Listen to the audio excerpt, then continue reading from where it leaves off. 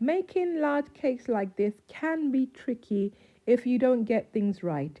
This is an 11 by 11-inch cake, and I'm going to show you some tips and tricks on how you can make large cakes like this at home. So it's a basic vanilla sponge cake, and I'm using 8 eggs. I like to weigh my eggs so I know how much they weigh, and I'll use the same weight of butter, sugar, and flour. So it's a pretty simple cake recipe. So here I'm using stock, which is actually a margarine rather than butter, but you can use butter if that's what you prefer. I like to use caster sugar, which has a finer consistency than white sugar, but you can substitute with white sugar if that's what you have. Now, the key thing when making large cakes is you need to be able to mix them properly. So, as you can see, I've got my larger mixer bowl so that there's enough space in the bowl to mix things properly. If you're using a hand mixer, make sure you use a large bowl that will contain all your batter.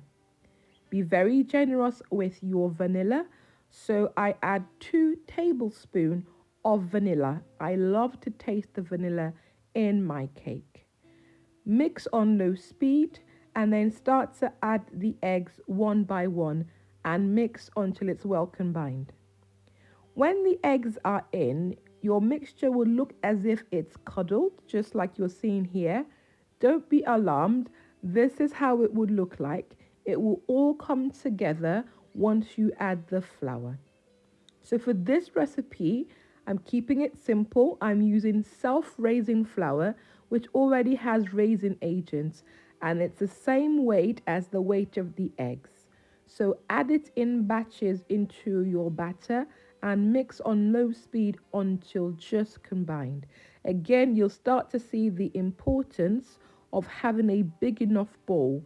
So you want a bowl that will contain your entire mixture. So use a big bowl. Mix on low speed until just combined. Personally, once the flour has started to mix, I like to swap and use a spatula to do the final mixing. That way, I don't run the risk of over mixing my cake batter. Next, I'm going to pour it into my pre-prepared cake pan.